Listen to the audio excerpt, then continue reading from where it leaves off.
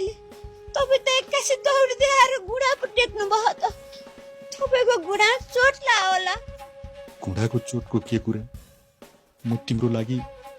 मृत्यु पनि हाँसी हाँसी स्वीकार्न सक्छु जस्तो लाग्छ के सोचिराख्नु भयो एउटी छोरी मुन्छेहारी यसरी गुडा टेक्या यताउता मुन्छेहरूले देख्नु भने के सोध्नुहुन्छ होला के हान्न यस्तो गर्नुभयो र हजुरले उठ्नु त उठ्नु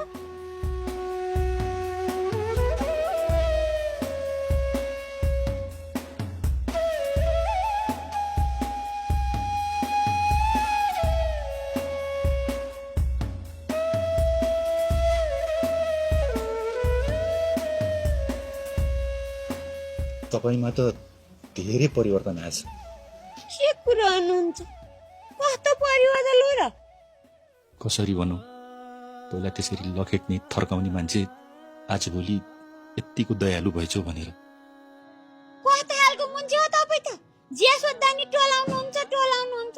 अस्ति नै त्यहाँ मुसँग ठोकिँदाखेरि कहीँ चोटपटक लाग्यो भएर उपचार खर्च दिनु पर्यो भनेर यसरी पछि लाउनु भयो कि क्यार्न पछि लाउनु भयो हेर्नुहोस् त्यो बेला ठोकिँदा मलाई नि दुखित त हिसाब किताब बराबर भयो यसरी मेरा पछि नलागिदिनु होला है मलाई अप्ठ्यारो लाउँछ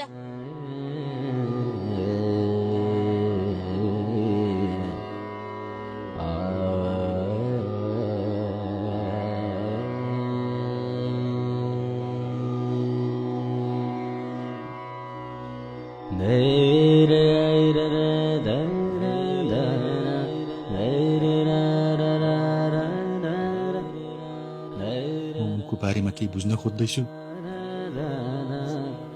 तर उनले मलाई गलत बुझेर गइन्